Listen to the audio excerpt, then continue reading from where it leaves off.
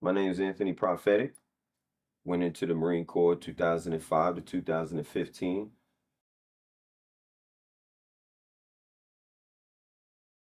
Okay, so I was born in Brooklyn, New York, and my family, my dad wound up getting custody of me because my birth mother was going through things in the 80s, you know.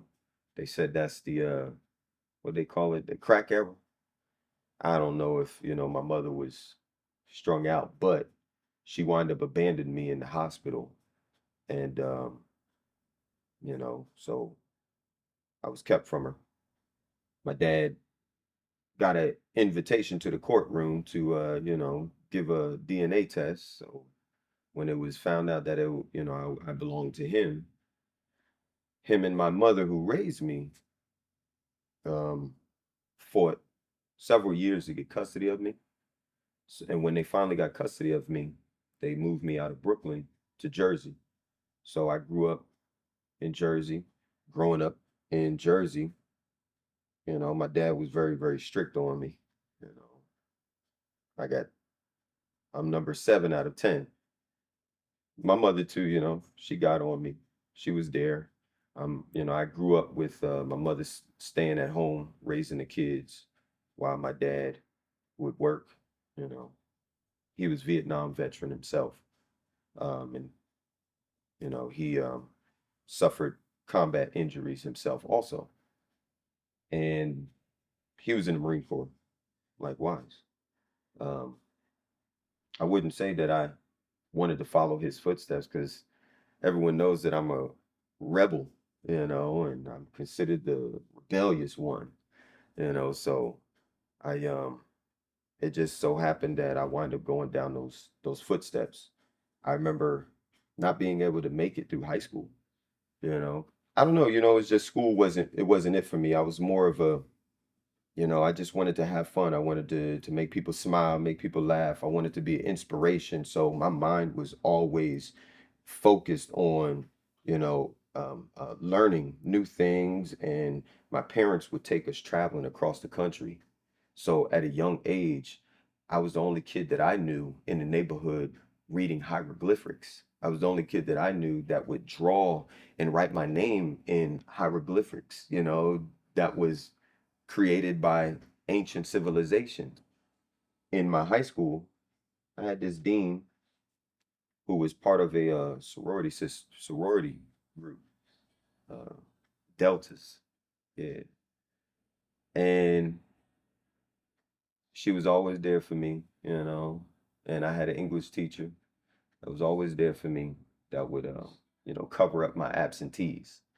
So really, I wouldn't have graduated high school if it wasn't for them because I was 72 days unexcused absence,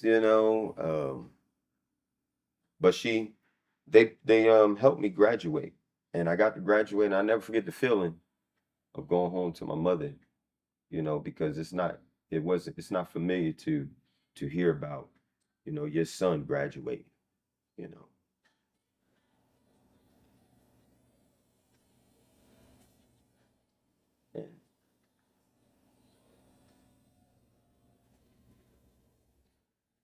And so it's okay.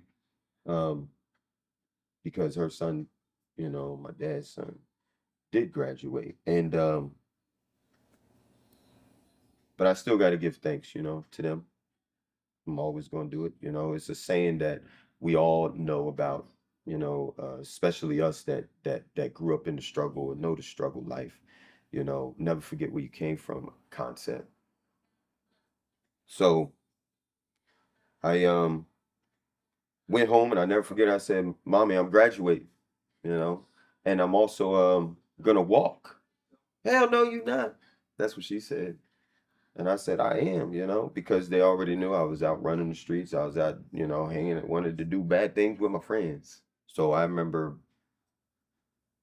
before um, me leaving to go into the Marine Corps, um, when my dad first told me the story about my mother, I was 17 and we were sitting in the RV And we were sitting in the driveway, and he said, "Come out here, son.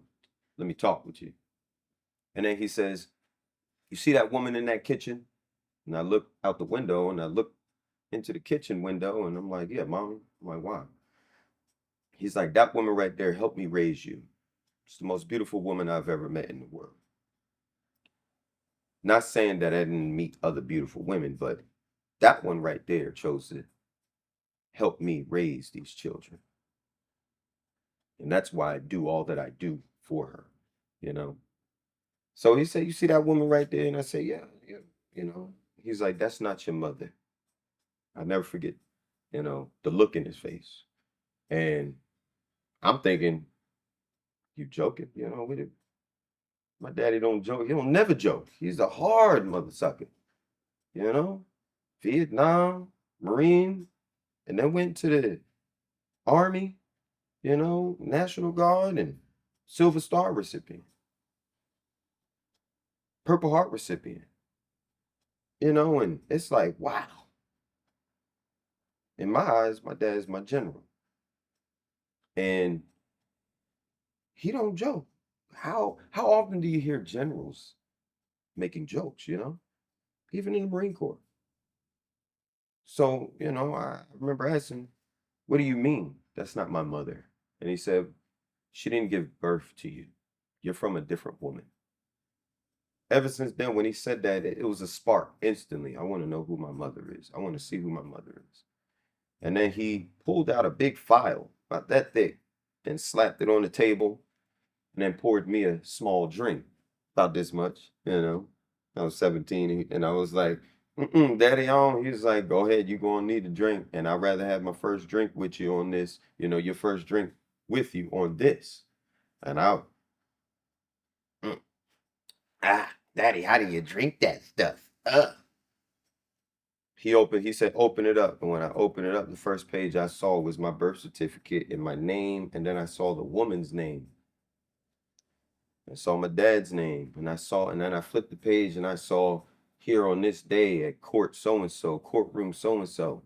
And I read what I could read because it was kind of messed up, and handwriting that I really couldn't understand. But from what I made out of it, made me ask him the questions. I said, "Well, if she isn't my mother, then who is?"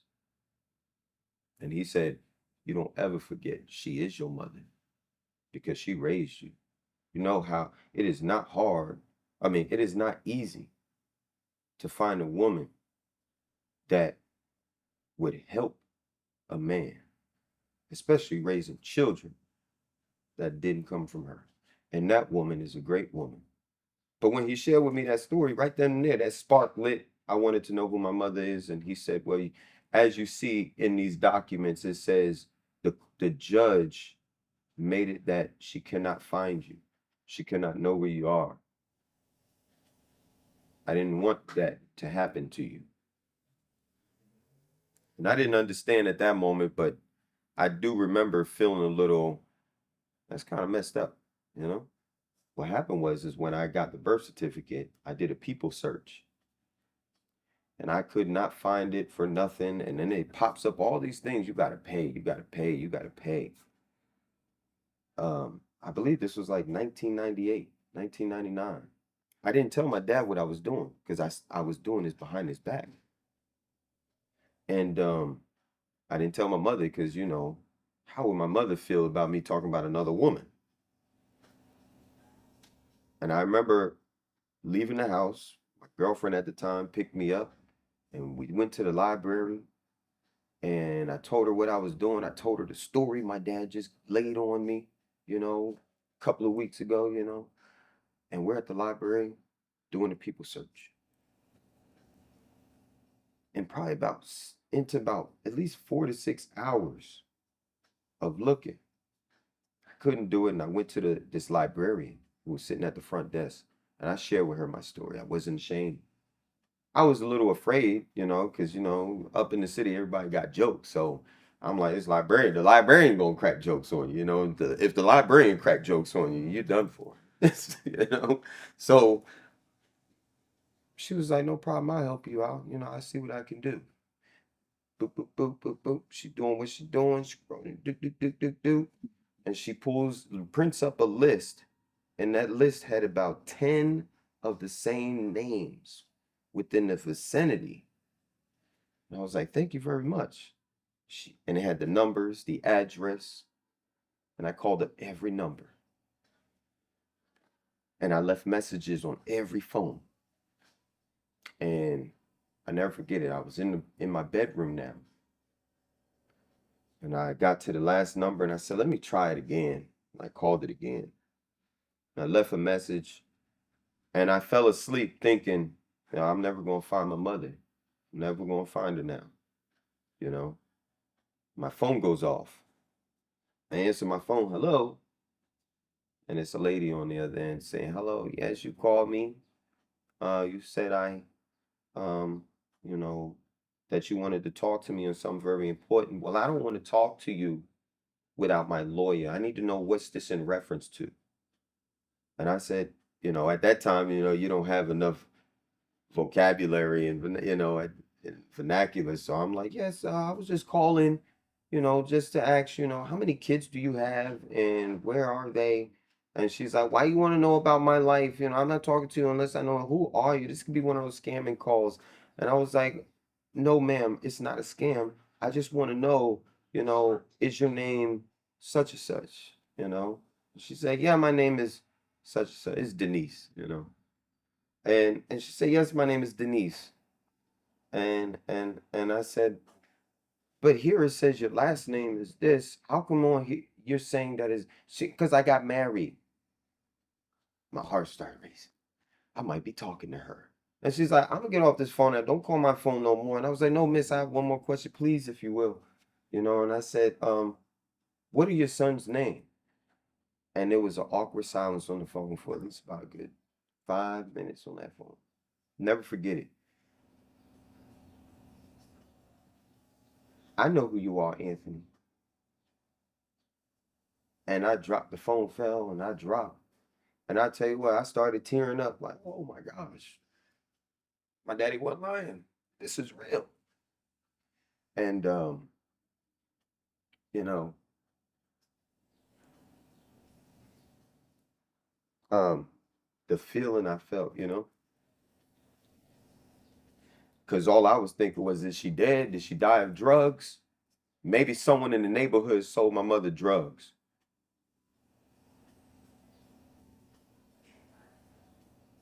I know who you are, Anthony. That's what she said. And I picked up the phone and I said, what's my full name then? And she said, well, when I had you, you was by this name. So I'm taking when your daddy got you, he gave you his name. So, and she shared with me a little fragments of that story, right?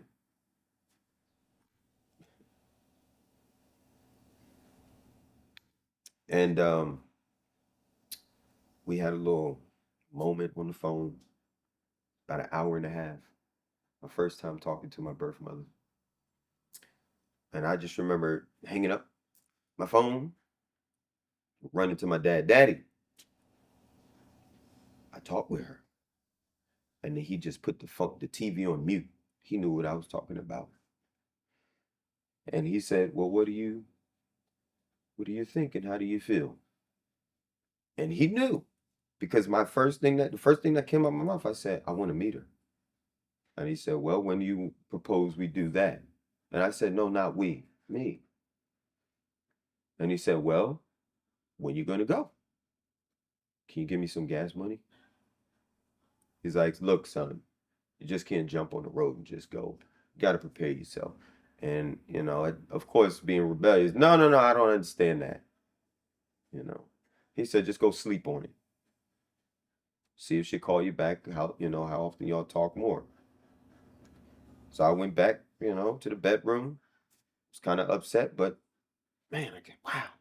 Text her, Mom, I'm coming to see you. You know, I can't wait to see you, Anthony. All right, I'm going to sleep. Good night. I'll talk with you in the morning. I'm talking with this lady as if this is the woman that raised me. This is the woman in the house that I see every single day. Like she knows me like that, you know. And I never forget the next day talking with her. She said, stop calling me mom. I don't deserve that. And I said, well, that's not how my daddy raised me. I said, daddy didn't raise me that. You gave birth to me, so you still are my mother just because you carried me. Because you could have got rid of me. That same year, pretty much a couple of months later, now I'm in the Marine Corps, going to Parris Island boot camp. And I tell you what, I remember every step of the way. And for those in the Marine Corps, y'all know, what we had to go through and what we encounter, right? And what's crazy is that it was three, myself, a female, and another male. For some reason, we weren't allowed to get on the bus. We rode separately from everybody, and we were the last three to get to Parris Island. I believe it was around 2 in the morning. Everybody went ahead, got on the plane. I watched them leave. Here I am, fresh out of high school, still, got the city bop. That, y'all ain't going, and get on this thing. And because I was a comedian, class clown, at the part where you get on the plane and you fly off, they said, "Oh, you want to be a funny guy? I got something for you, funny guy." My ass was sitting there by myself. A couple of hours later, we roll up on this white van, a shuttle van, and this guy, big drill instructor, scary, remind me of my pops, come on the bus, or he come on the truck, and he says his spill, and I didn't understand a word he said because they talking that frog voice. I ain't gonna beat that ass. Say I, sir. And I was like, what did he say? What? And everybody else seemed to like understand, and I'm like, listen, hey, can you repeat that? And he grabbed me and threw me off the truck, and then shoved me under the truck, and I got scuffed on my hand, right? Had blood there. And I was like, yo, man, what's wrong with you? City guy. I was like, yo, man, what's wrong with you, man? Blah, blah, blah. I start crawling from under the truck. He's stomping on my fingers. I didn't take it from under my truck. I didn't know what he was saying, but I was trying to grab his boots. I was like, get your ass, I'll fight you too, you big man. I don't care. And, he finally get from under my truck, and I came from under and stood on the footprints. Did I say get on my footprints? I was like, yo, you're not going to be playing these type of games with me, man. I don't like these games. What's wrong with you, man? You crazy. Can you speak a little slower? And he smacked me. But I tell you what, I personally believe for myself that if I wasn't woken up to that, they would have probably dropped me. I would have probably been and then sent back home to mama. Be like, oh wow, you couldn't make it, and I just couldn't deal with that. And I tell you what, I definitely was like, after my fighting mode, I went into the all right. I'm cool. I'm cool, and never forget it. First phase, second phase, third phase, crucible. That was Fox Company 2101. That's crazy. I still remember that. That's I still remember that. I witnessed my first court martial in boot camp. These guys ran off of Parris Island and swam across the river, and everybody was more amazed that they made it and didn't get eaten up by alligators. That was my first time, being told that there's alligators in waters that we're about to start treading through. Like, why am I doing this? I'm from the city, man. We got pigeons and squirrels. Nah, this is, oh my gosh, I'm gone. And I never forget the feeling too, going through a phase within myself while at boot camp of, will I make it? Why did I come? Always reminding myself, why did I join? And I got a letter, and I was asked that question in the letter. And the letter was, why did you join? And the only response that came to me at that moment was, I wanted to be a good impression, a good role model for my brothers, because I remember what I felt when I left them. And at that moment in my life, I was only thinking about the brothers that I grew up with. And then more and more, it became the guys that I used to kick it with, guys that I seen, they went to jail, had their first kids in high school or right fresh out of high school, and they in jail for life, or they in jail for years. They ain't coming home until, they in their 30s. In my mind, my concept, because what my mother always said, and my dad would always say it too, you're your brother's keeper. I always internalized that, took that as that's for everyone, not just for them in the household. But I knew what I would, I remember what I felt when it was time for me to get on that shuttle and go, and I was leaving there. And it's like saying when you take the light away from people, they're left in the dark. And Lord knows what they're going to do to survive.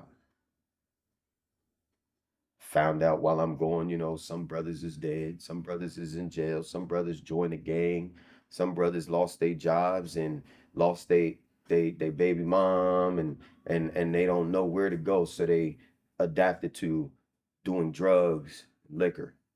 And more it stuck with me of, I got to do this for them that don't know. Because even now, years later, a lot of people don't know the struggle, the work, the effort, the spit in the face, literally, the calling out because of your color, literally, because calling because you this kind of male, or female, literally. And for me, you know, um, fighting through all those adversities, I remember my first day to the fleet, Fort Leonard Wood, Fort Lost in the Woods. Where would you like to go? And coming out of at the first of my enlistment, I was Motor T. And I tell you what, they asked, where you want to go? East Coast, West Coast, overseas. And at that time, I had my first son coming, right? I had my first son being born, my oldest. And I never forget it. I said, oh, I want East Coast, West Coast. And when they called that roster and they said my name, here, sir. It was like, you're going to Japan. Oh my God. I said, y'all got to mess up. I had to go see the first sergeant, everything. Told him my situation, and this is what the Marine Corps asked me. I got to take my glasses off for this one. This is what the Marine Corps asked me.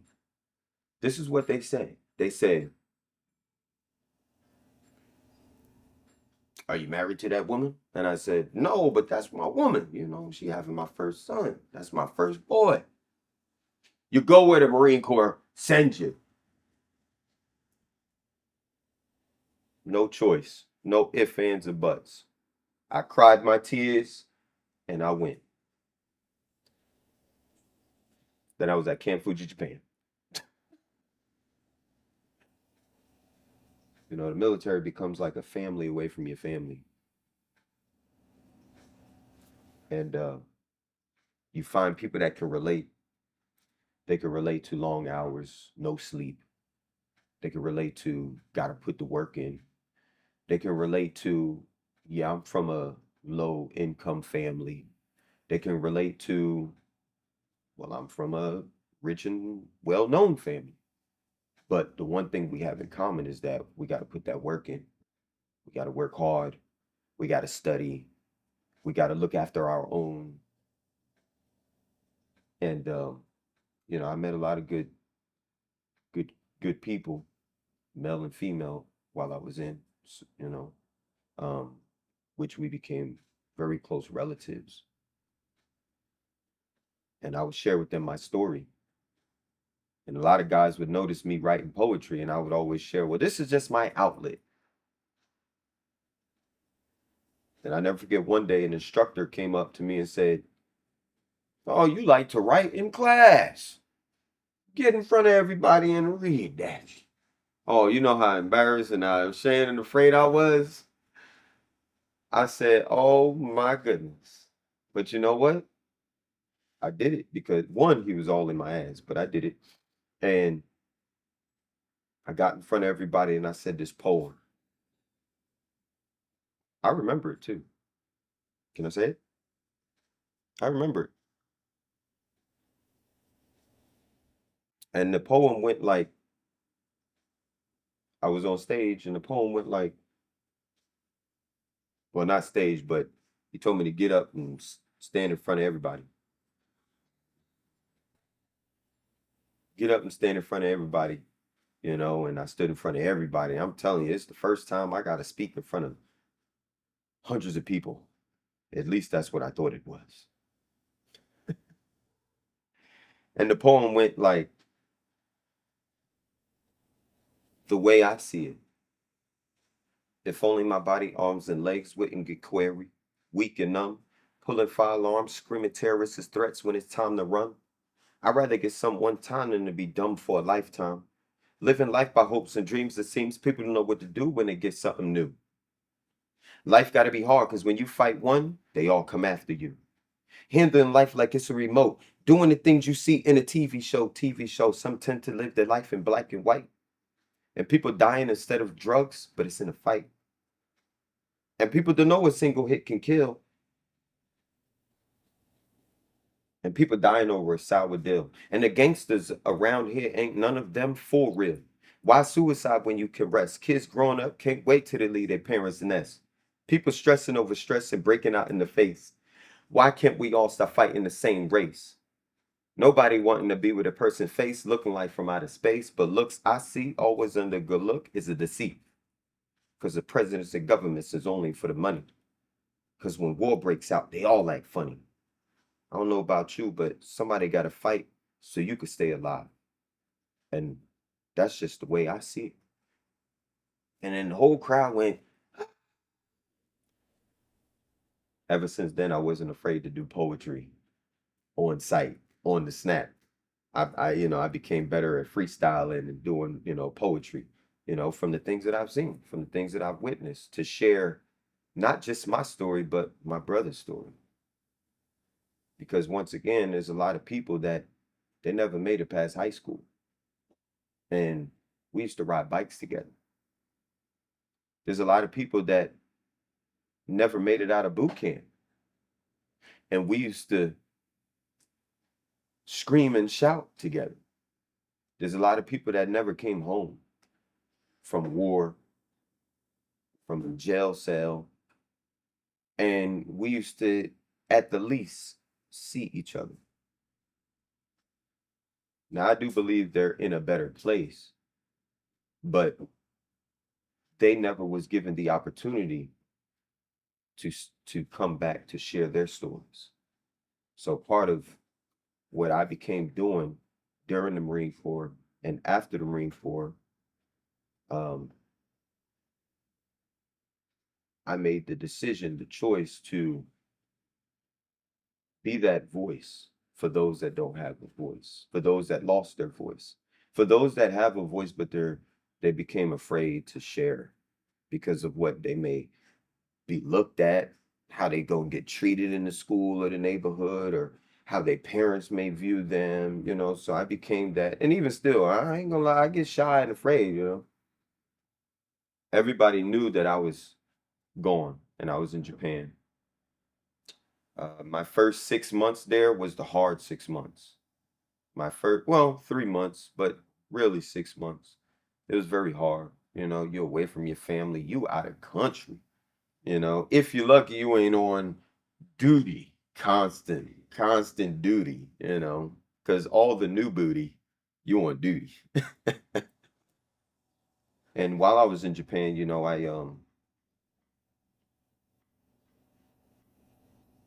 I worked with NCIS. My first case, we had some Marines that were raped.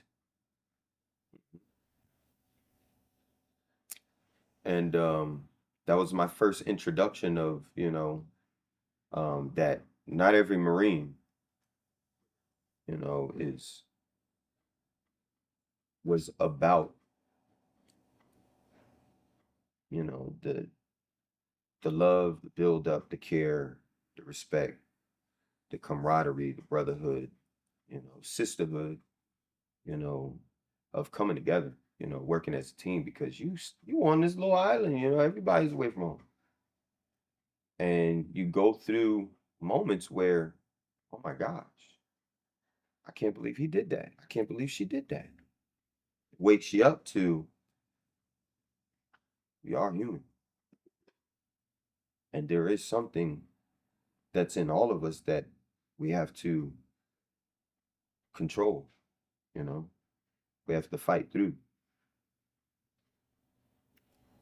Um, but I was involved in an NCIS case for rape, male on male. Yeah.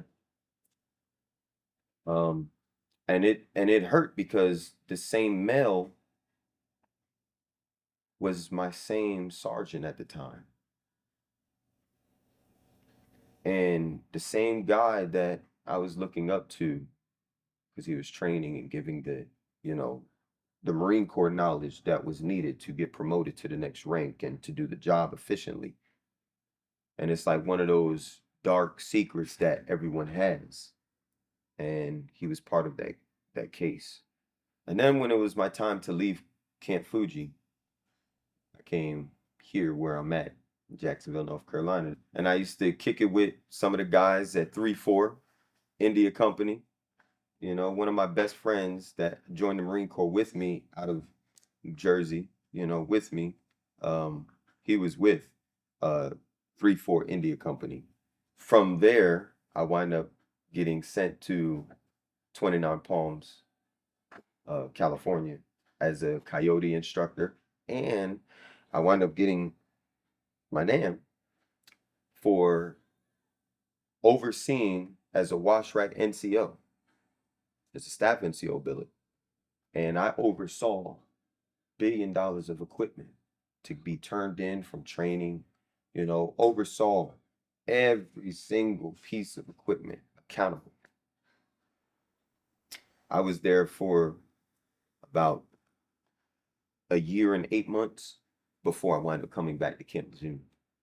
And when I came back to Camp Lejeune, came back to my new unit, well, it's same unit, but new people. From there, we had orders to get deployed. And it was like, wow, what a coincidence. Here I was out there overseeing and training and being trained and training. And now I'm going.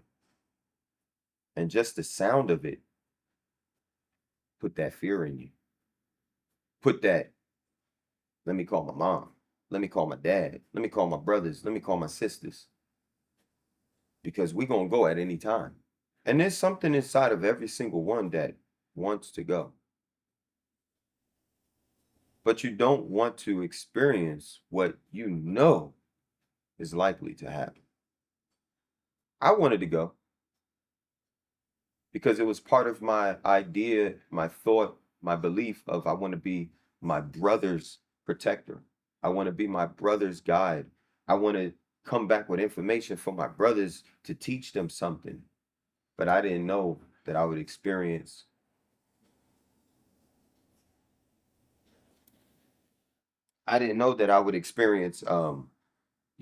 people getting amputated. I didn't know that I would experience people getting a bullet through their neck, gurgling on their blood. I didn't know that I would experience myself getting in a VBIED on foot. And the guys that I was briefing with to also receive shrapnel, to also receive lacerations, to also receive wounds that some of us carry wounds that you can't explain, like traumatic brain injury. And that's a big one because in that alone, the trauma, You remember the smell.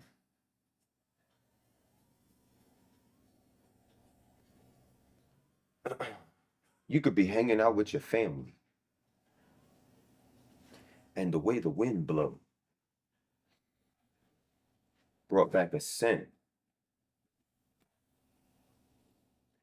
Could bring back a scent the day you got raped, the day you got molested, the day you got beat up. Could bring back a scent the day someone lost their life. Could bring back the scent the day you remember getting shot and blown up.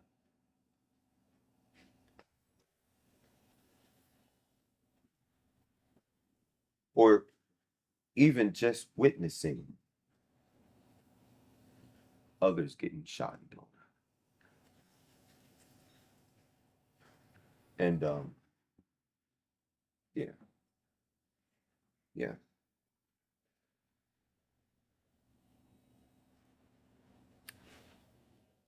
yeah.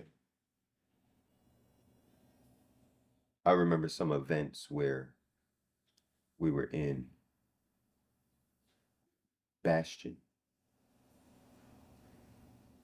in Afghanistan, and we had to go and take down an old fob, an old camp, and we convoy out there. I forget what Vic I was. I think I was Vic number 37, Vic number 33. One of those. And we came to a halt, and it was overnight halt. And I was up for about 2.5 days already. And some guys, what we'll do, we'll rub pepper in our eyes. Hey, if y'all know about it, y'all know about it. You'll put pepper in your eye. You eat all the coffee, chocolate beans to stay up. You drink all the Rippets, all the Red Bulls, all the Mountain Dews, all the smoking all the cigarettes, all the nicotine. Some guys would tear open the cigarettes and put the cigarette in their mouth to stay awake because we were doing all we can to come home and to make sure the mission got completed. It was a successful mission, right? And my first IED,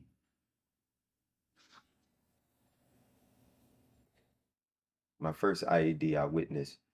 Um, when you witness that first thing, that's the wake up. Welcome, welcome to the country.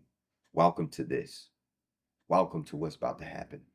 This is you next. This could be you next. So every day you driving or being transported or you walk in, you gotta be on your humps and your butt cheeks be puckered up. I'm telling you, cause that's how you thinking. It's real.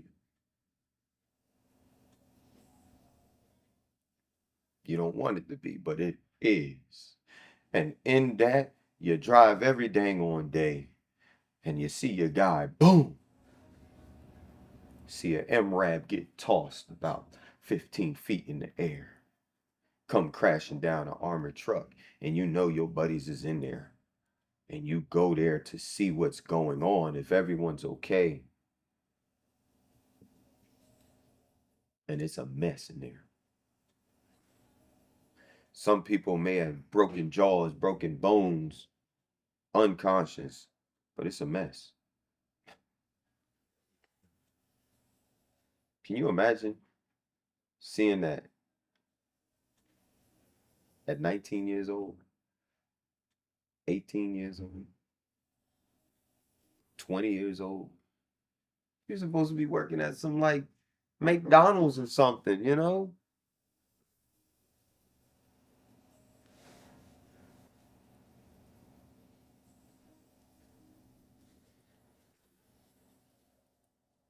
One minute you're talking to somebody before you leave the wire, but you come back to the wire. They don't because they on that bird going to a hospital, going to Germany, coming straight back to the US to get repairs done on their body, on their brain, on their eye sockets, their legs, their arms. I spent 2.5 years, 3 years pretty much at Walter Reed Bethesda when I came back home from my injuries sustaining in combat. Five of us, we all got hit. And believe it or not, I would look like one of those that ain't nothing wrong with you. You look good.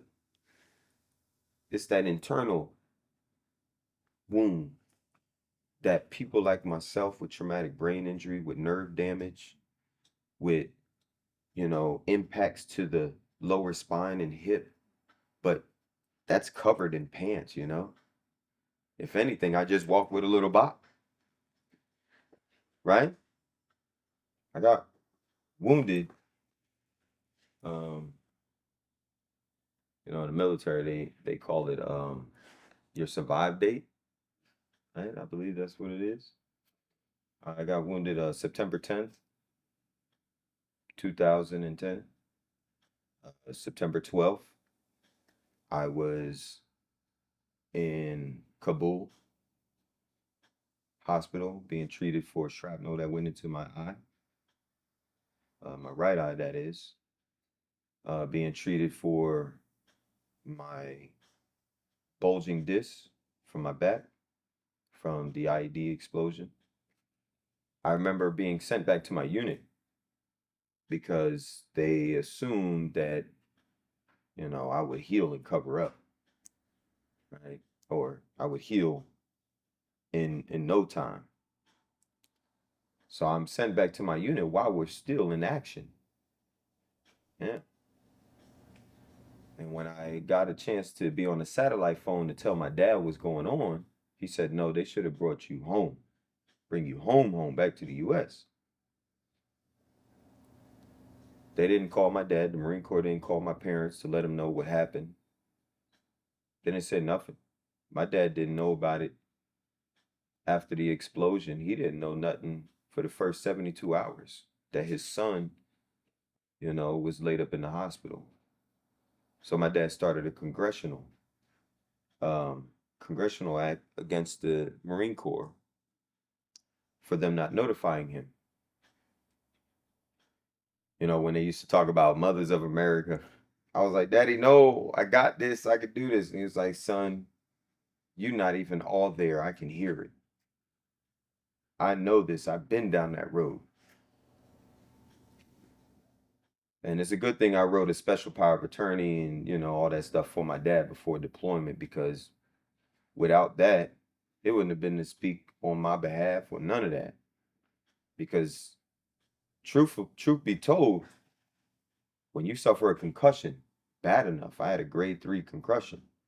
And when you suffer a concussion bad enough, I was pronounced dead. You see, I was out for 2 hours, no activity. And when you suffer a bad enough concussion, um,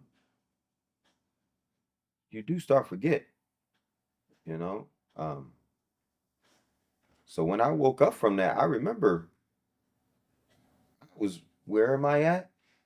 What's going on? What happened? Yo, man, you just got hit. And I'm looking at guys that's wrapped up with ace bandages around their face and on their arms and shoulders because they were one of the members in my group that got hit with shrapnel. And I still couldn't even understand, what you mean we got hit with shrapnel? What you mean we got hit? I don't even know what you're talking about. I wake up in the hospital in Bastion Hospital. And then I later on was sent to Kabul for eye surgery or an eye examination. And, they couldn't figure out what was wrong until they discovered it may be a nerve disconnection, because I wind up suffering hemianopsia, they call it, or is diagnosed, where you lose peripheral vision in whatever field. It could be in both, it could be in one. And for me, I lost my peripheral vision in my right eye. So a lot of times I'm always catching myself turning my head around, or you may pass something to my right side and I'm just looking directly straight or looking to the left. And, you know, until I see that shadow movement, then and it comes into focus, then I'm like, oh, hey man, why don't you just tell me you passing something to me to my right? That's one of the things I have to live with. So even though I may look good, look healthy, which a lot of us traumatic brain injury, a lot of us people that went through a panic attacks or anxiety, from the things we experience, does not exclude us from being injured, does not exclude us from being wounded, because a panic attack can make you want to stay indoors. An anxiety attack can make you want to stay indoors and away from civilization, away from society. It'll make you want to just be I don't want to say the word lazy, but it's like laziness. It'll make you want to, because you're going through something that no one can see and understand. But if you're missing a finger, everybody will worship and praise you, and they understand. If you missing a leg and a torso, everybody will give a parade, and they see all the amputees going down the parade. But then here you come. I just got brain damage. It's not that you got the brain damage in the sense of you in a wheelchair, a vegetable, but brain damage in the sense of, who am I? Who am I? What happened? Oh, I'm back. Actually, let's get the mathematics correct. Who am I? Who am I? Actually, let's get the mathematics. It's like a CD that skips. Everybody wants to throw it out. That's how I felt with traumatic brain injury. So I have a big mouth for those that suffer with invisible wounds. They called me a liar. That's what the military did to me. So, and that's part of the reason why my dad started a congressional, because they said I was lying about my wounds and my injuries. Because they said, look at you, you look good. You got your 10 toes and 10 fingers. I was asking my son's mother at the time, what was my name? What was our son's name? I was asking my son's mother, can you fulfill me with memories? And she would share what she could. And I'm sure it was hard on her. We wound up separating because of it. Not understanding. And we both were in the Marine Corps. She was a cook, French Creek Chow Hall. Yeah. But I was going through something that I couldn't explain properly. I couldn't explain, I guess, like the way I can explain it now. And she she helped me out, remember some things and bring things back to my memory, but she too couldn't take it. I had to walk that walk alone. I had to fight it alone. Going through all of my acupuncture, aqua therapy, physical therapy, going through all my optometry appointments, wearing my different prism lenses and contact lenses to keep the light out of this eye, to have balance of the color of this eye and the color of this eye. I went through all of those stages and phases, but just for them to constantly tell me, ain't nothing wrong with you. That's what they were telling me. Meanwhile, now I want to shout and scream. The city comes back into me, right? That mentality is like, motherfuckers, there's something wrong with me. And I don't care what you say now. I'm going to fight you if I have to. I met a woman, beautiful woman, who is also a Delta. And I met her through the dean that I talked about in high school, because she was her dean. And she said, I would like for you to meet this man, good man. And then she said, I would like for you to meet this woman. She's one of mine. I put my face and my name on it. You'll love her. You'll like her. And I lie to you not. Fell in love with that woman.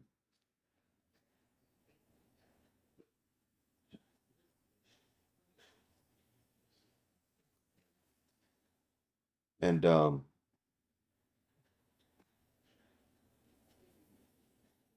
I fell in love with that woman. We talked about having family. We talked about me getting out the psych ward, me getting out of all these wheelchairs and walkers. I love that woman, and that woman was taken from me. She was killed in Philly by a drunk driver.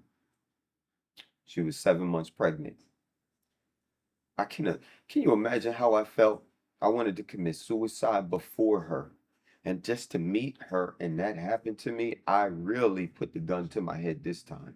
And it wasn't for one of my buddies, um, Sergeant Will at the time. That's what I called him, Sergeant Will. He came and took the gun out of my hand. My dad called him and said, I think my son is about to do something to himself. And I wanted to, because when you're dealing with debt, the military didn't care. Semper Fi didn't care no more. Now you a civilian. You're on your own, buddy. Your time is over. Ain't taking out no more loans and consolidating them, right? That's what all of us do in the military. I gotta be honest. I gotta keep it real. So forgive me, but I met a beautiful woman who she would teach me things, tell me things to calm me and have me be in a heavenly mindset that my service was justified, that everything I did was justified, and just to get a phone call that you need to get here quick. She was in Temple University and Philly Hospital in the burn unit, burned from head to toe. She got into a car accident. Everybody survived, but not mine.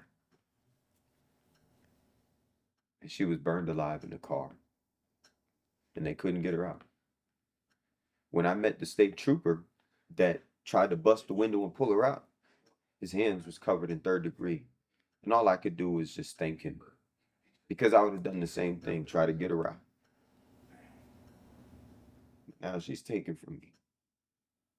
But the one thing she told me before she went, I remember our last conversation, she said, don't forget who you are. She wanted me to go with her to share that me and her were having a baby to her dad and her mom together. But I was so crazy, you know, all the pills. Um, remember that movie Big Daddy where he says, Sonny, put the glasses on. I'm invisible now. Right? So um, I'll never forget her telling, don't forget who you are. Keep on helping out the community. So I was injured 2010. I didn't get to Walter Reed till about 2011, the end of 2011, 2012. And 2011 is when I met my lady, you know, who has passed on. And I was in 7 East. I never forget it. Psychiatric floor. And here I am thinking to myself, and I would get on the payphone and talk with her. I can't believe this is what they do to us. Then served, then did all this, and this is how they treat us. They make us seem like we monsters. They make us seem like our service was unjust and corrupt, and you know, we just went there and did this, and then they have the audacity to wipe your record jacket out as if you've never existed. A lot of people don't understand what that feels like, and I'm one of those that I can talk about it. I'm one of those that they try to wipe out and make it seem like never happened because my daddy started a congressional. And my pop started a congressional because he saw what they were doing. They were trying to shut me up. They wanted me to comply with what they wanted me to say. Like things like, yeah, I went over there and I don't remember where we was at or what we did, but I was over there and then this happened. But I come back home, survival, you know, to tell the story. Hey, we was here and we was on the 4th block and we was around the corner and we did, you know, stuff like that. And, you know, of course they diagnose you with things that you ain't never heard in your life, you know? I'm bipolar, suicide ideation, homicide ideation, you know, schizophrenia, you know. Now I'm taking all these pills. At that time, I was 23. Went to war at 22. I'm in Walter Reed at 23, 23, 24, 25. But at that time, I was 23, being told this is what's wrong with me. I need to take these pills. I'm popping every pill that they give you to comply. Things like Zoloft, Lexapro, Prazosin, Elavil, Trazodone, Pyrazine, Clonazepam. That's amazing how I remember the names as if it was a person who did me dirty. And I remember their names, taking all of those to the max milligrams one can take. I was taking the max, and my dad wanted to have them stop that because he knew they were trying to kill his son. They were trying to shut me up because I had a heap of information that I'm now out here spilling or sharing. And my lady, my wife at the time, would tell me to comply. And I would listen to her because I wanted to go see her. I wanted to get out. She was my peace. She was my heaven. Then she would get those calls. I'm locked up in the room. Can't have family time. Can't have visitation. And I cannot have phone time because I did not comply with their rules, their regulations, because I was so focused on these pills are doing something to me and I feel it. I wound up having a stroke at 23 years old. And nobody wanted to hear. So now I have a permanent glitch because I have 13 brain lesions, not only from the traumatic brain injury, from the debris that hit me in the head and knocked me unconscious, but now I have it from these pills that are burning holes in my brain.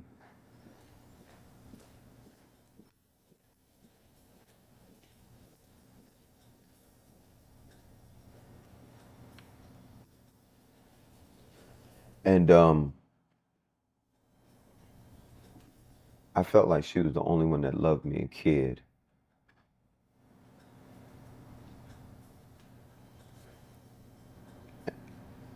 And I was still crazy on her.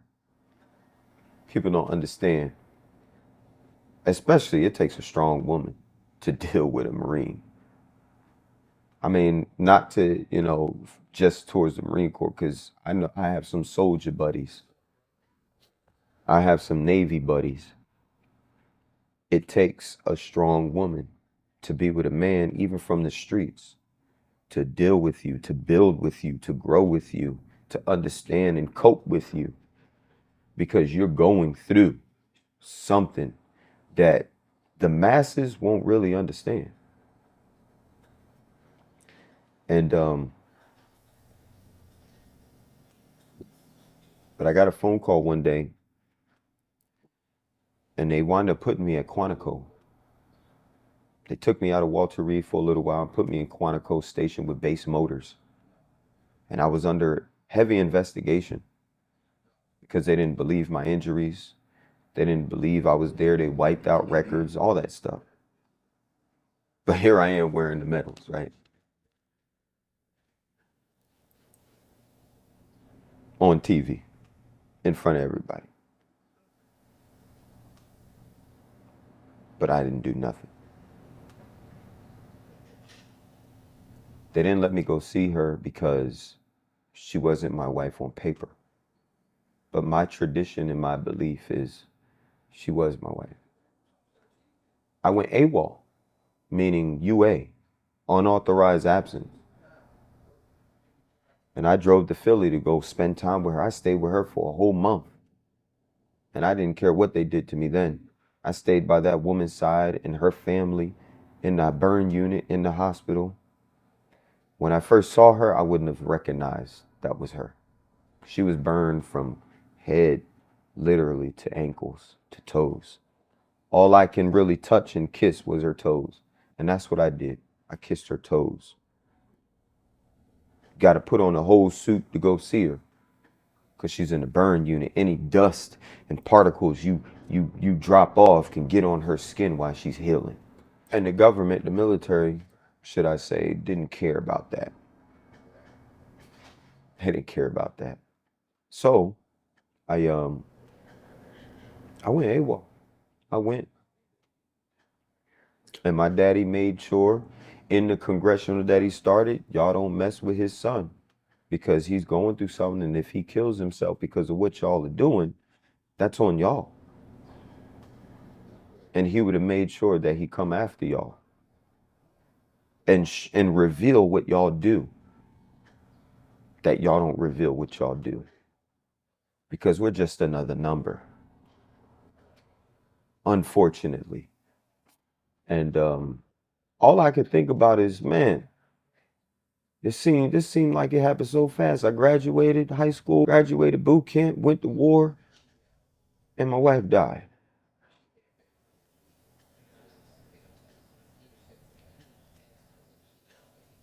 So fast it seemed. But in reality, I was within 6 years, 7 years of itself. So after the funeral, I had to report back to base. And I report back to base day, and they NJP'd me.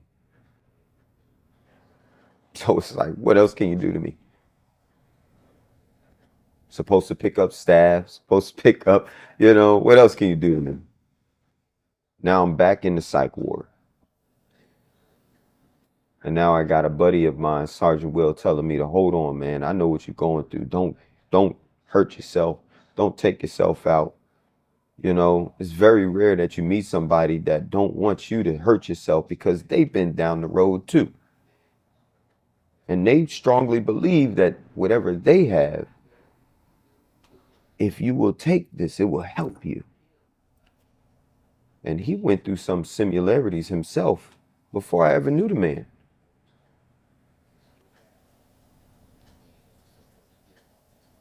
If it wasn't for my dad, him, and my lady, and a few other fellow Marines that really came to my side. And I would have taken myself out because I was going through debt. I was going through illness, pains, had a stroke. I'm suffering. Who wants me now? Who's going to take me now?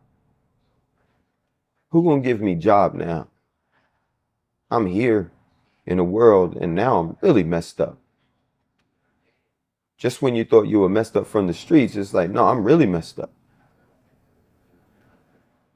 They don't understand that life, that walk, unless they've been down it itself. And to them, salute. That's still here to tell the tale. That chooses to tell the tale. Salute to you, brothers and sisters. you know, because it's not easy just to even tell the story, because now you have to relive it. When I first got out, they gave me a ceremony. They said, you're medically discharged. My dad said, no, you're going to get medically retired. I took 30 days to leave home, and then I got a letter, a call told me to come in for another ceremony, which some of y'all can see it. 2013 now. I got my Purple Heart on the Eagles and Redskins game, 2013. It was the Redskins field, and a Lieutenant General Williams, he gave me a Purple Heart ceremony because of my story, because of what I went through in front of millions. They didn't want him to do that. Little old me be recognized like that? My dad went with me. He drove me to the field. My mother stayed at home. He went with me. He couldn't come on the field with me, but other veterans, Purple Heart recipients were there. and another Marine was with me, along with the general, to give me my Purple Heart. And they still said I was lying and faking. They still said my story was not valid. They still said I was voided out. But when I visited those in the neighborhood from when we were younger, they didn't void me out because I told them my story and they understood what I would go through. And they saluted me and paid respect because I made it out of that, went through that, and made it out of this. And they see what I'm going through, fighting to make it out.